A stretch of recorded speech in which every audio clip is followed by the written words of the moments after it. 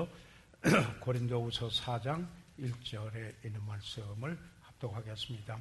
시작. 이러함으로 우리가 이 직분을 받아 긍휼하심을 입은 대로 낙심하지 아니하고, 그리고 8절 말씀을 저희들 함께 봉독하겠습니다. 시작. 우리가 사방으로 우겨쌈을 당하여도 쌓이지 아니하며 답답한 일을 당하여도 낙심하지 아니하며, 그리고 16절 말씀을 함께 봉독하겠습니다. 시작. 그러므로 우리가 낙심하지 아니하노니 겉사람은 부패하나 우리 속은 날로 새롭도다. 아멘. 살아계시는 우리 아버지 하나님, 오늘 주일을 맞이하여 저희들을 아버지 집으로 불러주시고 신령과 진정으로 예배드릴 수 있는 복된 시간을 주셔서 감사합니다. 아버지, 오늘도 저희들이 하나님의 영광을 보며 또 하나님께서 우리에게 말씀하시고자 하시는 그 메시지를 저희들이 받고, 그리고 하나님의 뜻이 우리 삶 속에 이루어져서 아버지 변화가 있기를 간절히 원합니다. 아버지 하나님, 잃어버린 영혼은 주 예수 그리스도를 구주로 만나는 복된 시간이 되게 도와주시옵소서. 아버지 하나님, 이 시간을 주께 의뢰하옵고 예수 그리스도 이름으로 기도드렸사옵나이다. 아멘. 착석해 주시기 바랍니다.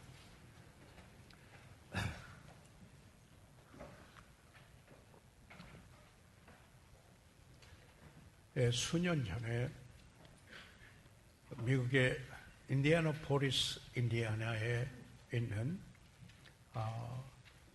그 교회에서 하나님의 부르심을 따라 훌륭한 목회를 하시던 그렉 딕슨 목사님이 계셨습니다. 저희 교회에서도 말씀을 전하신 적이 있고, 저도 그 교회에 가서 하나님의 말씀을 전한 적이 있습니다. 그때 전국친교회 주광사로 부산에서 열리게 됐을 때 주광사로 모셨는데, 제가 그분의 통역을 맡게 되었습니다. 부산 해운대 비치 호텔 10층에 딕슨 목사님과 제가 설교 준비를 하기 위해서 함께 만났는데요.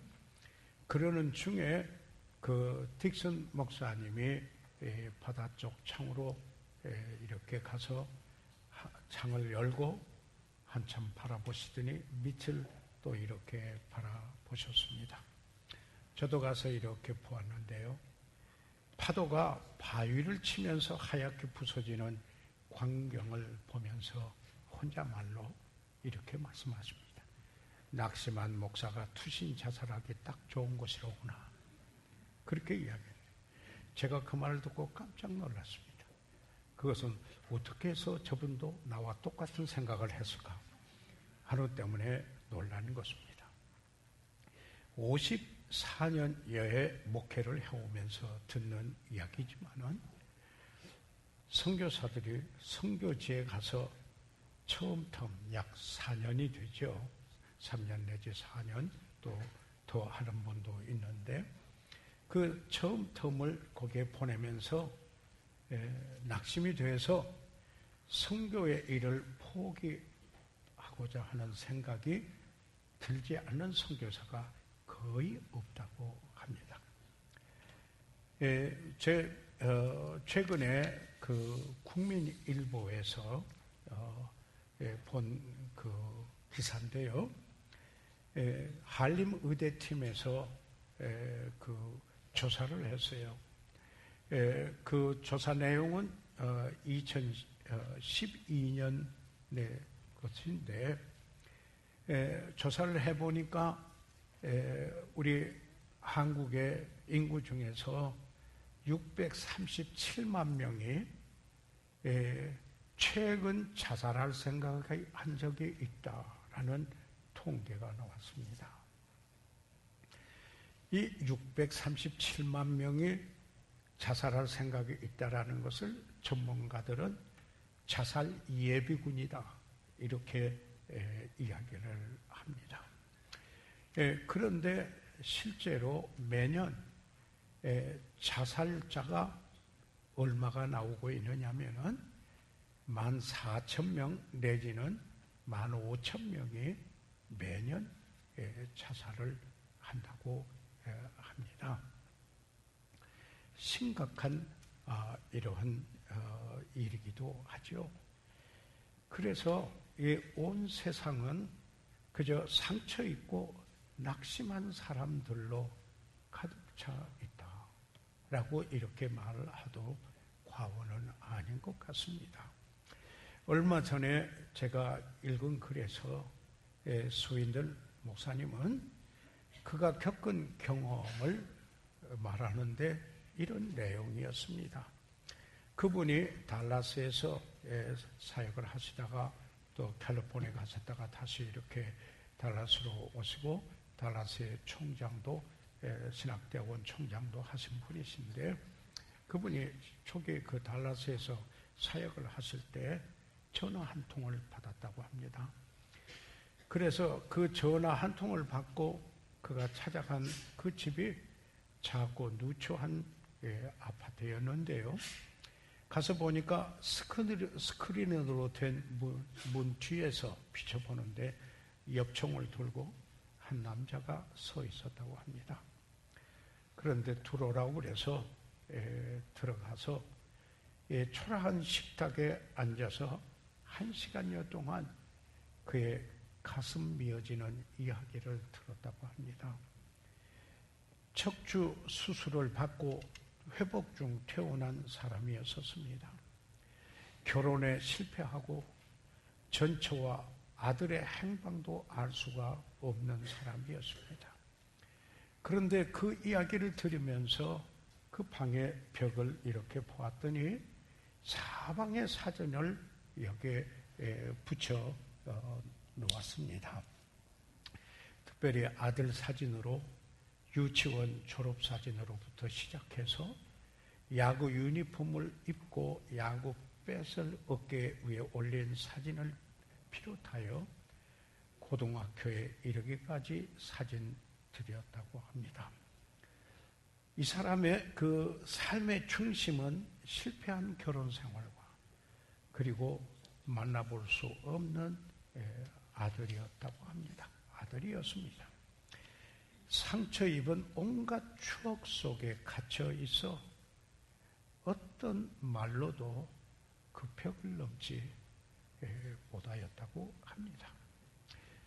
그래서 그 후에 한 일주일쯤 또는 일주일이 되지 않은 그런 때인데 동부 텍사스의 이스트 텍사스의 숲속으로 이분이 자기 집을 몰고 가서 그리고 그 집차 안에서 엽총으로 자살을 하고 말았습니다. 그에게 산다는 것은 그저 싸워 견뎌야 할 아무런 가치도 없는 그런 것이었었습니다. 그래서 스스로 목숨을 끊었습니다. 저는 어려움이 있거나 마음이 무거울 때 고린도 후서를 읽습니다. 제가 좋아하는 책 중에 하나예요. 사도 바울은 가장 마음을 열고 그의 그 겪었던 개인적인 여러 가지 일이나 그 사역을 공개하면서 여기에 고백적인 나눔을 하고 있는 책이 바로 여기 고린도 후서이기도 합니다. 아마도 저는 이 책을 읽으면서 이런 생각합니다. 낙심할 사람이 있었다면 바울 사도가 아닐까 생각을 했습니다. 그래서 그 서신 속에 낙심하지 아니하노니 라는 말을 반복하고 있는 겁니다. 그 말은 낙심할 수밖에 없는 여건 속에서 그가 낙심하지 않았다. 이런 고백이거든요. 그래서 이 본문의 말씀을 생각하기 전에 잠시 그 바울의 이런 고백, 그 배경을 저희들이 하나님의 말씀 속에서 좀 찾아보는 것이 유익하다고 생각을 합니다. 고린도후서 1장 8절에 형제들아 우리가 아시아에서 당한 환난을 너희가 알지 못하기를 원치 아니하노니 힘에 지나도록 심한 고생을 받아 살 소망까지 끊어지고, 여기에서 그가 사용하는 그 단어는 그가 당한 환난, 힘에 지나도록 심한 고생, 그리고 살 소망까지 끊어졌다, 이런 이야기를 하고 있습니다. 그리고 고린도후서 2장 8절에 있는 말씀을 보면은 내가 큰 환난과 애통하는 마음이 있어 많은 눈물로 너에게서 썼노니. 바울이 여기에 고린도인들에게 편지를 썼는데 큰 환난과 애통한 마음이 있습니다.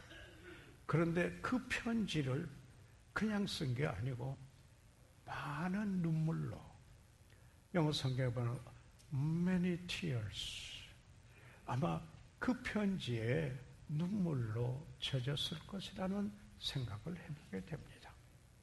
이게 실제 사도 바울의 그 고린도후서 2장 4절에서 그가 편지 썼을 때 그의 모습을 말하고 있는 것입니다. 같은 이 본문에 그 같은 장인 고린도후서 4장 이 8절로부터 10절까지 있는 말씀에서 보면은 우리가 바울 자신을 포함해서 여기에 그의 일행 그 동역자들 이 범위가 어디까지 가는지 우리가 넓히면 넓힐 수도 있고 좁히면 좁힐 수도 있다고 생각을 합니다. 사방으로 우겨싸움을 당하였다 그랬습니다. 답답한 일을 당하였다. 그래도 낙심하지 아니하며 핍박을 받아도, 여기에서 거꾸리 틈을 당하여도 망하지 않고, 우리가 항상 예수 죽인 것을 몸에 짊어지면 예수의 생명도 우리 몸에서 나타나게 하려 하심이라. 그가 사용하는 사방으로 우겨싸움을 당한 거, 답답한 일을 당한 거, 핍박을 받은 거, 거꾸리의 틈을 당한 거, 여기에 바울이 우리가 라고 이렇게 이야기를 하고 있는 것입니다.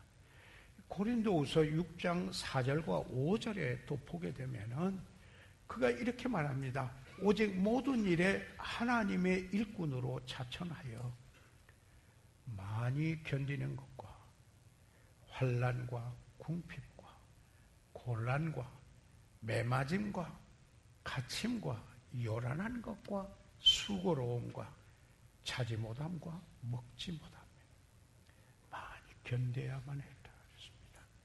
예. 환난, 궁핍, 곤란, 매맞고 옥에 갇히고, 예. 그 요란한 경험, 수고로움, 자지 못하고 먹지도 못한, 바로 이런 그 인생의 여정과 사역 속에 그가 통과하고 지났던 일들을 이렇게 적나라하게 사실 표현하고 있는 것입니다. 그리고는 고린도후서 여기에 그 11장 23절로부터 28절까지 있는 말씀을 보면은 보다 더 구체적으로 표현을 하고 있습니다. 저희가 그리스도의 일꾼이나 정신없는 말을 하거니와 나도 더욱 그리하도다. 내가 수고를 넘치도록 하고 옥에 갇히기도 더 많이 하고 매도 수없이 맞고 여러 번 죽을 뻔하였으니 유대인들에게 40에 하나 감한 매를 5번 맞았으며 3번 태장으로 맞고 1번 돌로 맞고 3번 파산하는데 1주야를 기쁨에서 지났으며 여러 번 여행에 강의 위험과 강도의 위험과 동족의 위험과 이방인의 위험과 신의 위험과 광야의 위험과 바다의 위험과 거짓 형제 중의 위험을 당하고 또 수고하며 애쓰고 여러 번 자지 못하고 줄이며 목마르고 여러 번 굶고 춥고 헐벗어노라. 이 외의 일은 고사하고 오히려 날마다 내 속에 눌리는 일이 있으니 곧 모든 교회를 위하여 염려하는 것이라. 여기에 사실 우리는 그냥 성경 읽으면서 바울이 겪었지 이렇게 생각하지만은 여기에 있는 이 말씀에 여기에 이 단어가 의미하는 그 실제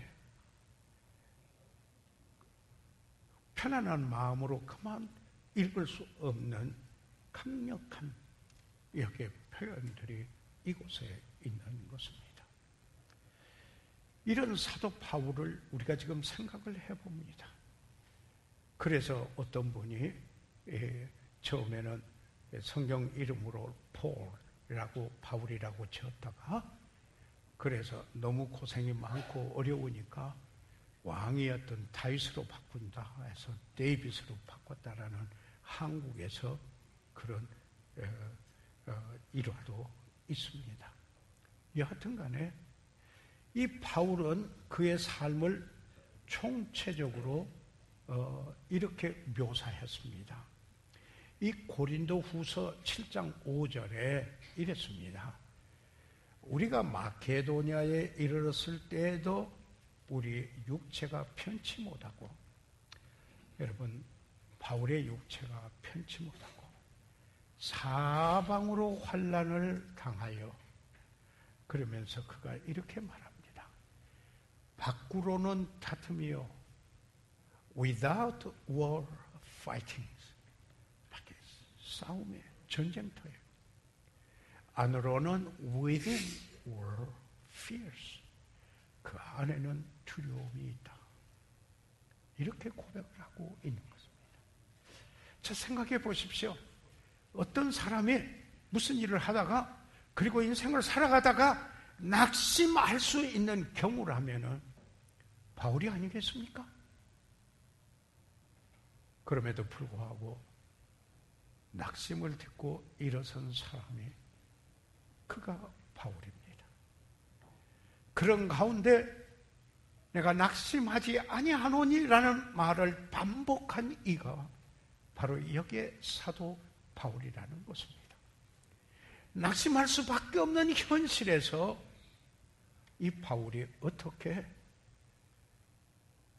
그 환경과 여건과 그가 당하는 그 일들을 박차고 일어설 수 있었는가 하는 여기에 그의 삶에 통하여서 우리에게 주는 교훈을 저는 여러분과 함께 나누고자 하는 것입니다. 첫째로 이 고린도후서 7장 6절로 가서 한번 보도록 하겠습니다. 고린도후서 7장 6절에 있는 말씀을 다 같이 한 음성으로 함께 봉독해 주시기 바랍니다. 시작. 그러나 비천한 자들을 위로하시는 하나님이 지도에 오므로 우리를 위로하셨으니, 여기에서 하나님은 위로하시는 하나님이라고 이렇게 말씀을 하고 있습니다.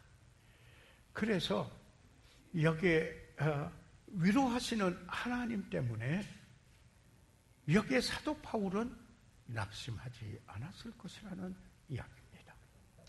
그런데 이 말씀 속에 이 비천한 자들이라 하는 말은 비천한 자들을 위로한다. 영어 성경의 번역을 이렇게 보았더니요, depressed, depressed 했다 할 때는 여기에 우울증 걸렸다, 그럴 때서는 depression, 그런 단어죠.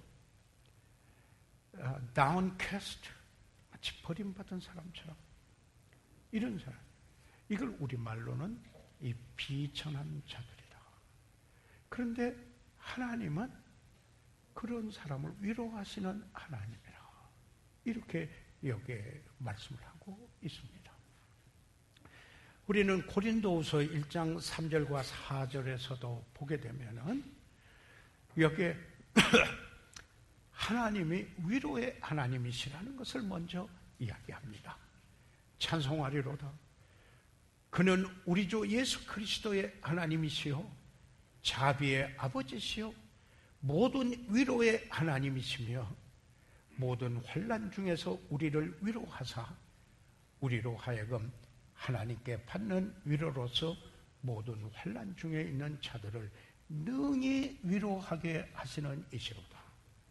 여기서 보게 되면은 하나님은 위로의 하나님, 모든 위로의 하나님이시다. 예. 삼위일체 하나님이 다 위로의 하나님이십니다. 보혜사 성령 파라크레토스, 바로 옆에 항상 있어서 도움을 주시는, 바로 위로하시는 그 뜻이죠. 그래서 보혜사. 여러분, 그 요한 1서 2장의 대언자라는 말은 어드보케이트, 예수님도 원어에서는 똑같이 성령의 보혜사와 같은 단어죠. 파라크레토스. 옆에 있어서 대변해주고 위로해주는 것. 하나님도 위로하시는 하나님이신데, 그런데 하나님께서 우리를 위로해 주신 경우에 그것으로 끝나지 않고 우리는 그 위로에 일어나게 되고, 그래서 그 받은 위로를 가지고 다른 그 환난 중에 있는 다른 이들을 능히 위로할 수 있게 하시는 하나님이시다 하는 이야기인 것입니다. 그래서 이 고린도후서 7장 6절에 있는 말씀을 보면은 하나님은 자비의 아버지시고 모든 위로의 하나님이신데, 그런데 바울과 그 동역자들에게 지금 디도가 왔습니다. 그래서 이 디도가 오므로 우리를 위로하셨으니, 이렇게 한데 디도가 와서 힘을 얻게 된 거예요. 위로를 받았어요. 격려를 받게 된 거예요. 여기에 다시 말하면은 디도가 와서 그가 그 교제해 줌으로 말미암아 여기에 시원케 되는, 사실 여기에 그 디도는 그 사도 바울의 여기에 그 그레데 섬까지도 보내는 그런 여기에 그 동역자 아니었습니까? 그런데 바로 그가 여기에 와서 시원케 했어요. refresh, renew 했다. 오네시보로가 바울을 찾아서 그렇게 했듯이 그렇게 했습니다. 그리고 이제는 고린도 교회의 좋은 소식을 여기에 디도가 가지고 왔었습니다. 우리가 낙심될 때 하나님을 믿는 믿음 안에서 형제의 교제, 동역자의 교제, 친구의 교제, 형제 자매의 교제, 바로 이것은 새 힘을 얻게 하는 것입니다. 바로 이름으로 말미암아 이것은, 이런 교제는 여기에 격려의 사역이 됩니다. 위로의 사역이 됩니다. 때로는 이럴 때 가족 간에, 부부 간에, 남편과 아내 간에, 부모와 자녀 간에도 바로 이와 같이 하나님이 주신 위로를 그들을 통해서 받고 일어나서 낙심하지 않게 된다는 말씀인 것입니다. 중국에서 허드슨 테일러는 선교 활동을 통하여 차이나 잉글랜드 미션의 선교단체를 만들고 복음을 전하였습니다. 지금도 그가 뿌린 그리스도의 복음의 씨로 인하여 많은 결실이 있다라고까지 말하는 분들이 있습니다. 지금 지하교회가 그렇게 왕성한 것도 허드슨 테일러의 연장이다, 이렇게 말하는 분이 있습니다. 중국 선교는 자동으로 허드슨 테일러의 이름을 연상시키는 것입니다. 그런데요, 여러분이 아시는 이야기일 수도 있습니다. 여기 허드슨 테일러가 한때 갈림길에 있었습니다. 마치 어떻게 보면 죽은 사람과 같이 됐던 그런 때가 있었습니다. 선교사가 된 지 2년도 다 되지 못한 젊은 나이대였었습니다. 후원하겠다고 약속한 후원이 이행되지 않았습니다. 그뿐만 아니라 그가 하는 선교 방법까지 비판을 받았습니다. 그런데 그가 아직 미혼이었는데 영국에서 결혼하기로 했던 그 연인은 이제는 사랑하지 않는다고 편지를 보내왔습니다. 그리고는 그 중국에서 이 복음을 전하는데 영국 영사가 경고를 합니다.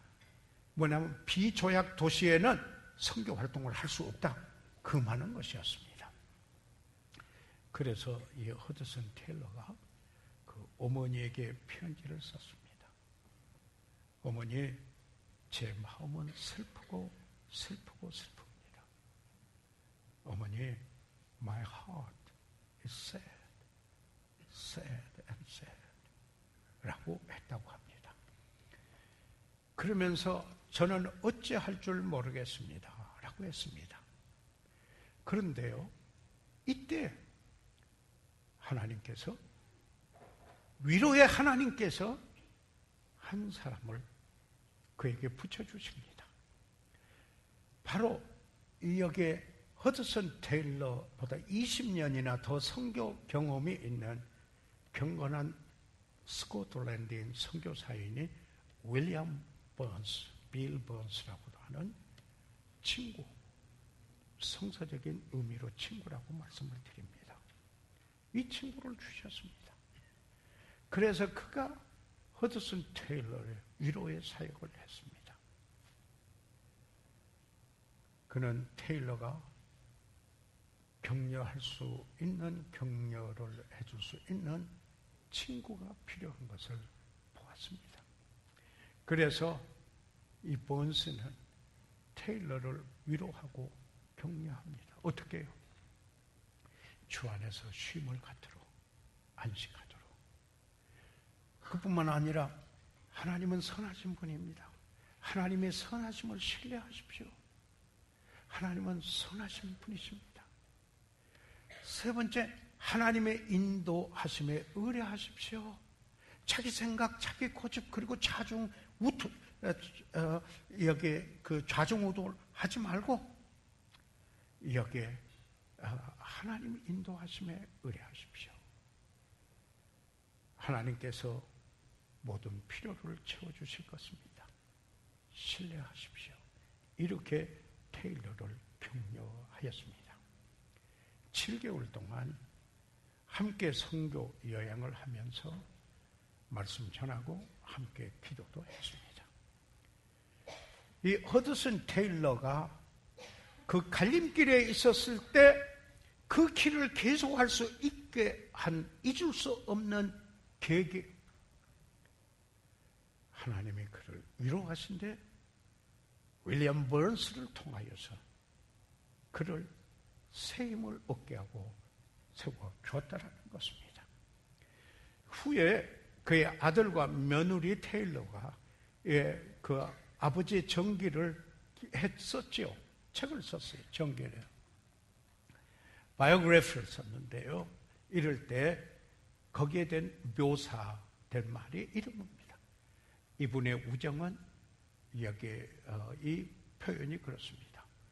윌리엄 번스는 20년이나 선배이지만 진짜 이럴 때 친구죠. 뭐라고 이야기를 하느냐면 이분의 우정은 기로에 있었던 허드슨 테일러에게 하나님이 주신 선물이었다. 이와 같은 우정은 생애 최상의 축복 중에 하나이다.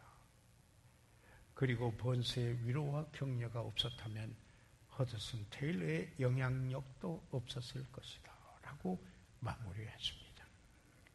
다시 말하면 번스의 격려 때문에 테일러는 낙심해서 일어설 수 있었습니다. 다시 말해서 하나님은 위로의 하나님이십니다. 하나님은 이처럼 좋은 친구, 좋은 형제, 그리고 좋은 동역자를 통해서 낙심되어질 때 낙심될 수밖에 없는 여건 속에서 정말 하나님이 그 사람을 통해서 그런 교제를 통해서 세워지게 됩니다. 그래서 낙심하지 않게 됩니다. 그래서 그 길을 계속 가게 된다는 사실입니다. 위로의 하나님이시기 때문에 낙심하지 않습니다. 두 번째로 여기 본문에 돌아와서 고린도후서 4장 1절에 저희들 같이 한번 소리내서 읽어보시도록 하겠습니다. 시작. 이러함으로 우리가 이 직분을 받아 긍휼하심을 입은 대로 낙심하지 아니하고. 사도 바울은 이렇게 이야기합니다.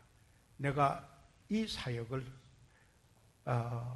we have this ministry, 이 사역을 내가 가진 것, therefore saying we have this ministry, 내가 이 사역을 가진 것은 as we have received the mercy, 하나님께서 우리에게 내가 하나님의 긍휼하심을 받았기 때문이다. 그래서 낙심하십니다. 이런 뜻입니다. 참 예합니다. 다시 말하면은 사도 바울이 낙심하지 않았던 것은 교인이 여기서는 하나님을 아셨기 때문입니다. 그분과 함께하는 것이 무엇인가를 알고 있었기 때문입니다. 다시 말하면은 바울이 그가 구원받은 것도 긍휼에 풍성하신 하나님이 그를 사랑하심으로 그 큰 사랑 때문이었다고 고백합니다. 그게 에베소서 2장 4절 말씀이 아닙니까? 긍휼에 풍성하신 하나님이 우리를 사랑하신 큰 사랑을 인하여 라고 이렇게 말하고 있는 것입니다. 사랑하는 여러분, 그가 사역을 하는 것도 하나님의 긍휼하심을 입었기 때문인 것입니다. 하나님의 긍휼하심을 잊지 않았으므로 낙심에서 일어날 수 있었습니다. 다시 말하면은 그가 그 일을 할 수 있는 무슨 자격이 있는 그가 아니었습니다. 예. 오히려 그가 마땅한 것을 받았다면은 태인같이 되어야 할 사람이었었습니다. 그가 사역을 한 건 자기 자신의 노력과 힘으로 자기가 이루어놓은 게 아니고 하나님의 긍휼하심 때문이었습니다. 그렇기 때문에 그 당한 일, 그 일어나는 일들 때문에 낙심하지 아니하노니 라고 이렇게 말하고 있습니다. 종종 우리는 우리가 한 어떤 것에 대하여서 보답이 겨우 이것인가? 라는 생각이 들면은 그때 낙심하게 되는 것입니다.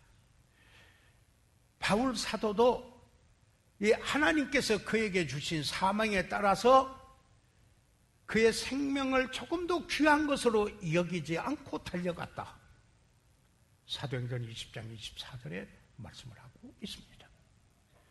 그러나 그는 살 소망까지 끊어질 지경에도 이르렀었습니다. 그렇지만 바울은 어떤 고백을 했습니까? 나의 나된 것은 하나님의 은혜로 된 것이라. 이런 고백을 한 것입니다. 예. 다시 말해서 그의 하나님의 은혜요, 그의 긍휼하심 때문이었다.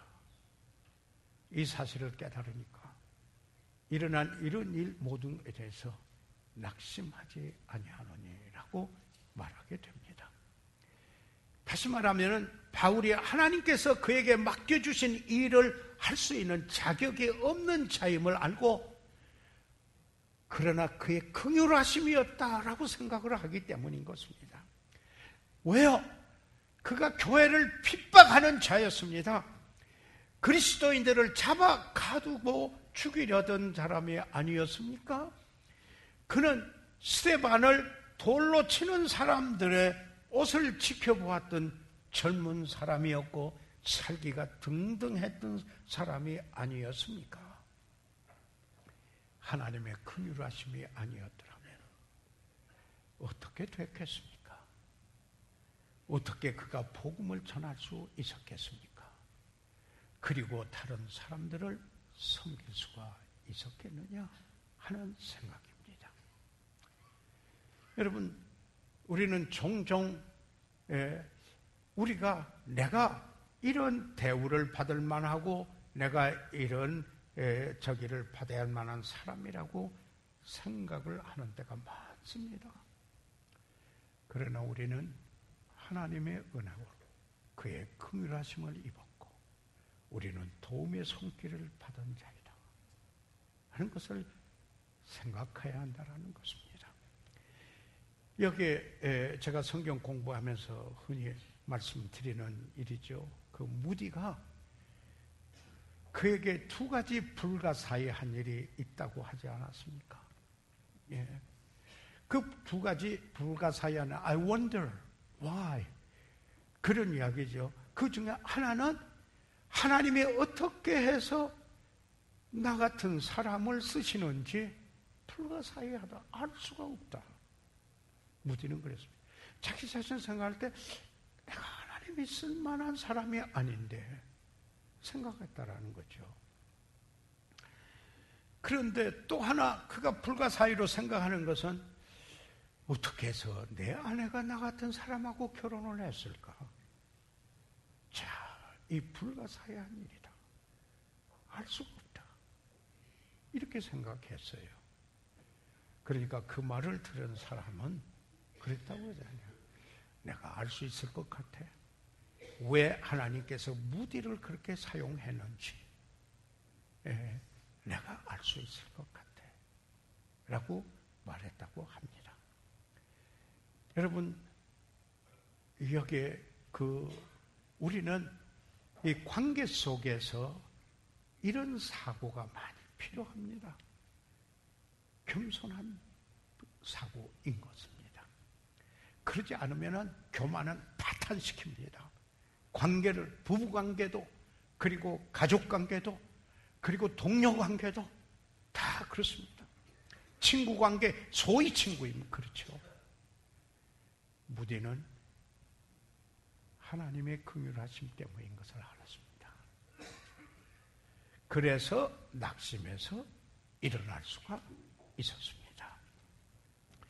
자, 위로의 하나님이시기 때문에 그 하나님을 알고 일어섰고 교제를 통해서 그리고 이 긍휼의 하나님이시기 때문에 낙심하지 않을 수가 있었고 그 다음에 4장 16절 고린도후서 같이 한번 읽어보시도록 하겠습니다.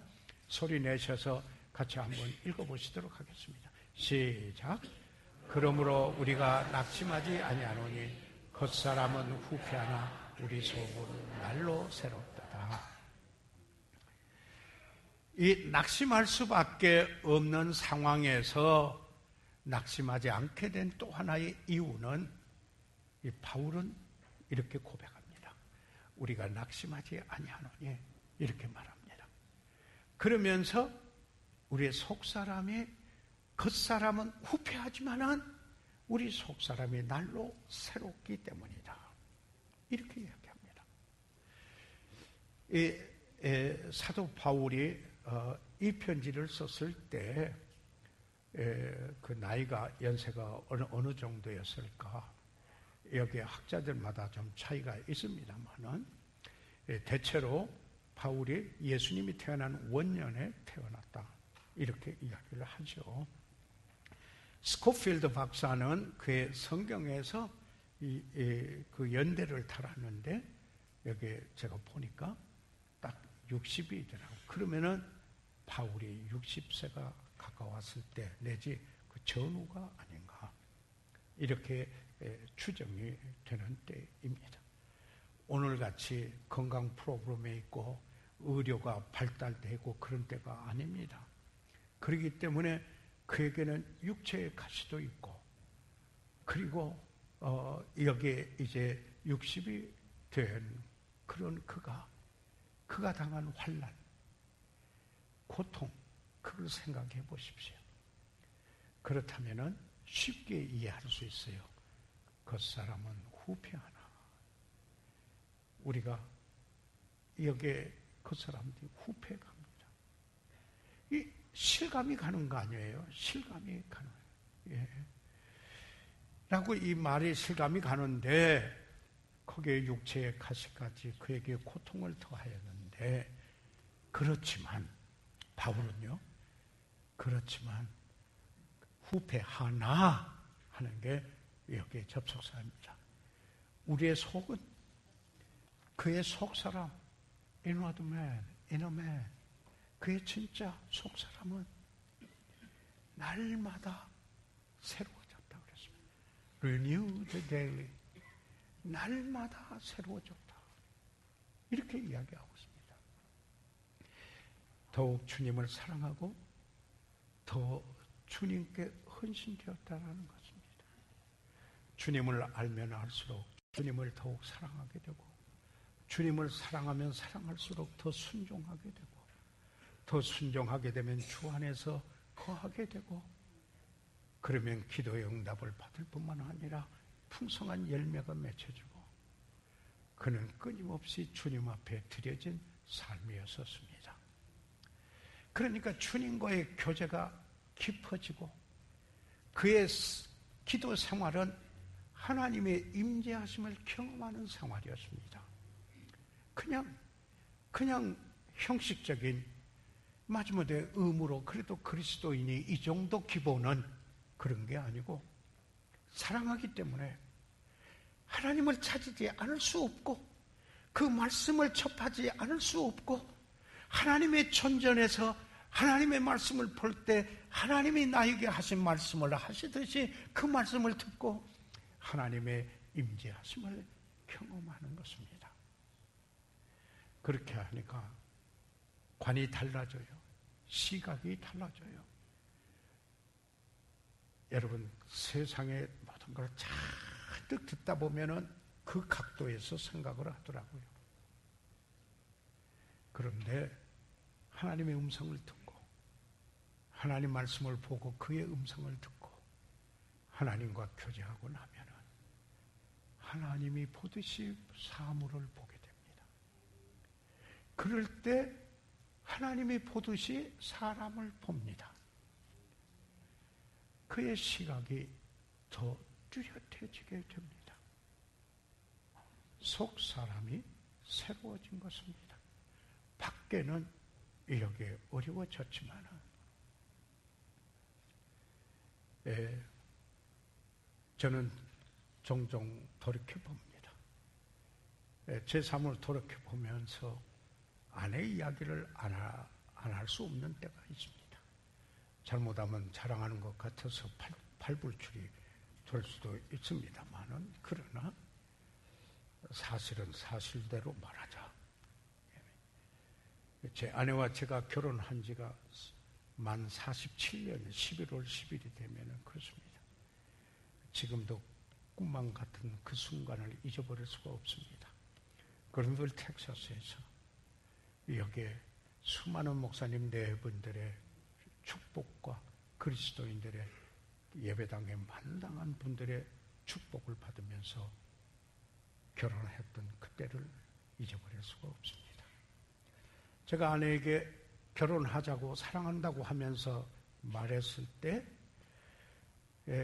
그리고 이제 함께 다니면서 결혼하기로 했을 때 겁이 없었어요. 사랑하기 때문에 막 자랑스럽고 그냥 이야기를 누가 하겠냐. 내 결혼할 사람입니다. 내 약혼자입니다. 결혼하고는 누가 해도 소개부터 하면 내 아내입니다. 그런데 지금 47년의 세월 흘렀습니다. 희노애락의 곡절이라고 할까요? 일들이 있었습니다. 종종 우리는 서로 바라보면서 이렇게 말해요. 여보, 세월이 갔습니다. 세월이 갔구나. 우리가 서로 바라보면 세월 간 줄을 아는 거죠. 절로 느끼는 것입니다. 그런데요, 저는 이 고백을 하겠습니다. 제가 처음에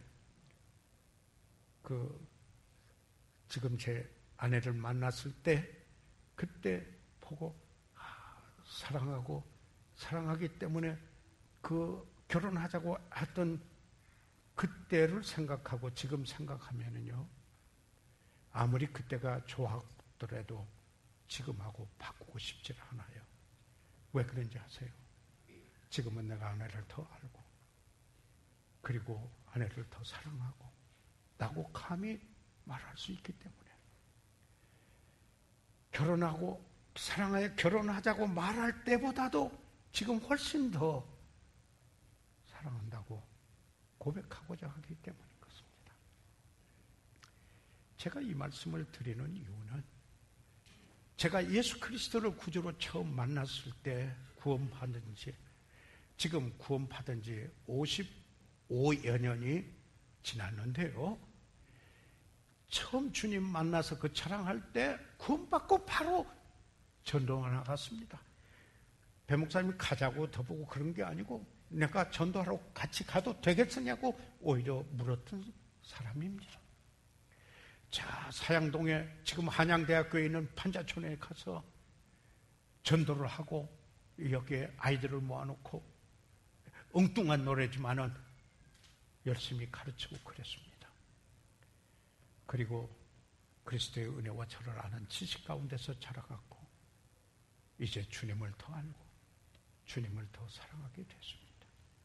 그때 첫사랑의 그 열정이 있었지만은, 지금 내가 주님을 사랑하고 주님을 알고 그리고 주님과 함께하고 싶은 바로 그것과 전의 옛날 바꾸고 싶지 않습니다.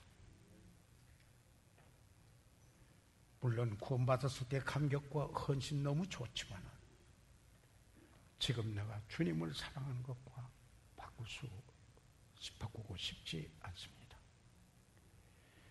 그래서 그토록 하나님께서 저를 소명하셨을 때 저에게 주신 평생 붙들고 사는 말씀, 여러분이 잘 아는 말씀입니다. 갈라디아서 6장 9절에 우리가 선을 행하되 낙심하지 말지니 피곤하지 아니하면 때가 이름에 거두리라. 바울은 그리스도인의 삶을 말할 때 농사하는 것으로 비유하지 않았습니까? 심을 때가 있고 추수 때가 따로 있습니다. 그 사이에 기간이 있는 것입니다. 씨가 싹이 나고 자라고 열매가 맺는 데는 기간이 있는 것입니다. 그 사이에 땀을 흘리기도 하고 일하기도 하고 기다리기도 하며 여기에 인내하는 기간이 있는 것입니다. 심고 바로 거두려 하지 않습니다.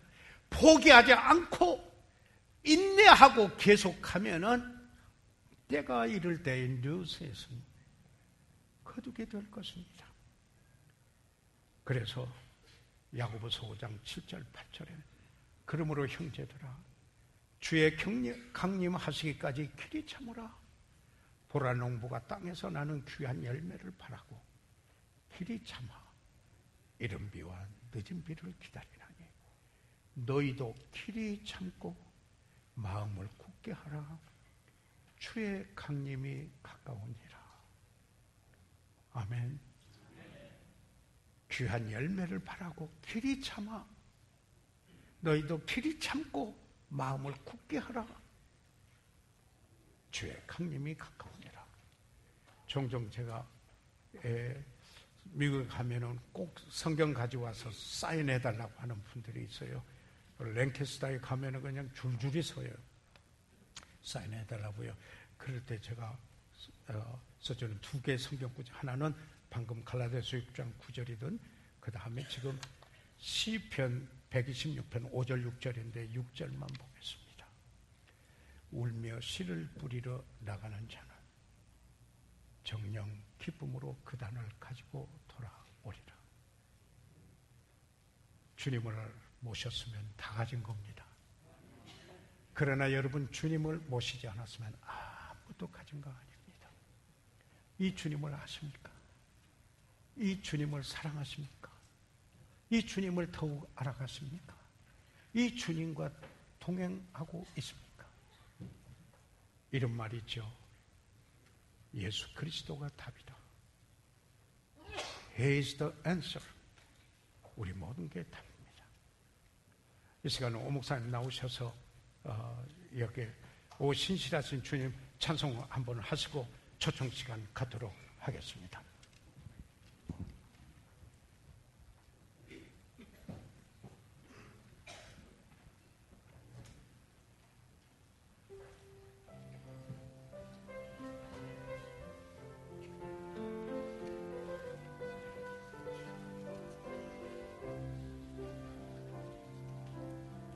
하나님 한 번도 나를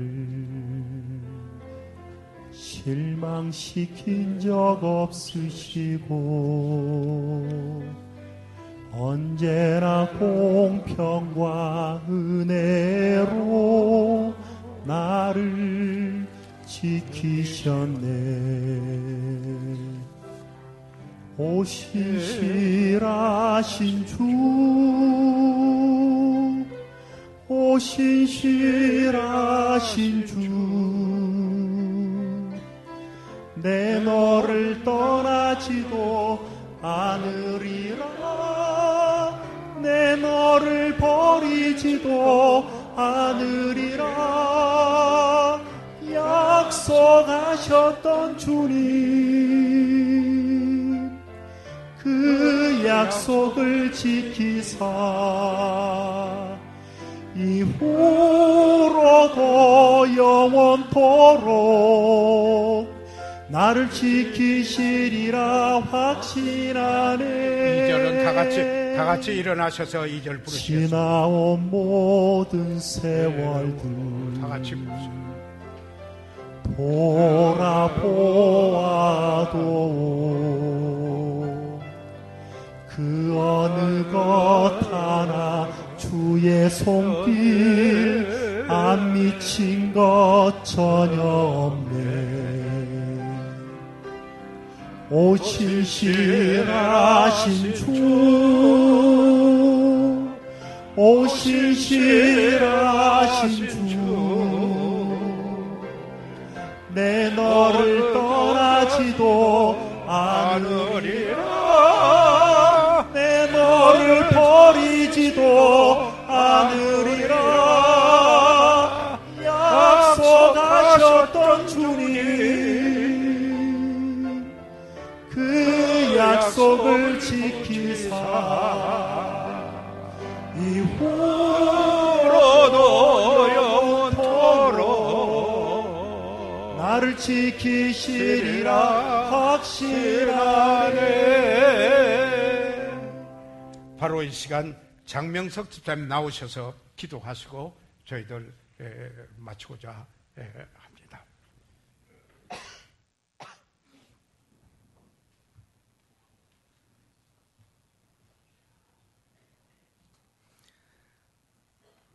하나님의 자녀 삼으셔서 우리에게 찬양과 드림과 말씀을 통하여 하나님을 섬기게 하시니 그 은혜가 참으로 깊고 풍성하신 주님을 찬양합니다.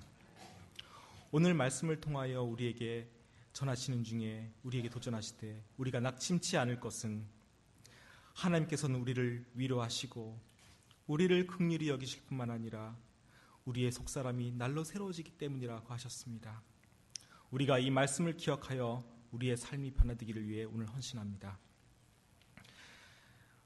예수님의 말씀 가운데 사람이 하나님의 뜻을 행하려 하면 이 교훈이 하나님으로부터 왔는지 내가 스스로 생각한 것인지 알리라 함과 같이 오늘과 오늘 들을 때뿐만 아니라 주의 말씀을 행하려 할 때 주님의 뜻이 온전하게 우리 삶 속에 이해되며 실천함으로 세상이 이해하지 못한 사랑과 빛의 삶을 삶으로써 다른 이들에게 감동을 주며 주께 한 걸음 더 가까이 가는 주의 자녀로 한 주간 살게 우리를 인도하여 주시옵소서. 이를 위하여 저희가 성령 충만하길 원합니다. 이후의 시간 모두 주님의 것입니다. 우리의 생업을 축복하시고 일용할 것을 인해 근심하지 않게 하시며 성도들의 육신의 약함을 돌아보시어 베드로의 장모의 열병을 주님께서 꾸짖으심으로 회복된 것 같이 회복의 역사가 우리 삶 가운데 있게 하소서. 예수 그리스도 이름으로 감사하며 기도합니다. 아멘.